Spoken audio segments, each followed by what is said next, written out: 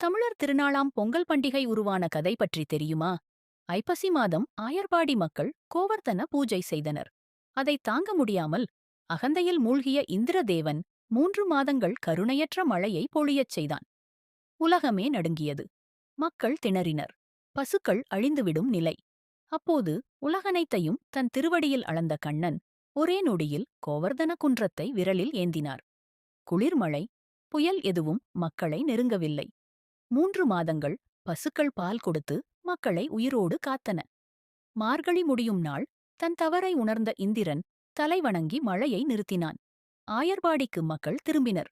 மழையால் சேதமான பழைய பொருட்களை வீதியில் எரிந்து தீ வைத்து கொளுத்தினர். அதுவே போகி பண்டிகை. வீடுகளை சுத்தம் செய்து வெள்ளை அடித்து மாவிலை தோரணம் கட்டி உலகனைத்தையும் காக்கும் சூரிய நாராயணனுக்கு நன்றி சொல்ல புது பானையில் மங்கலமாக பொங்கல் வைத்து படைத்தனர்.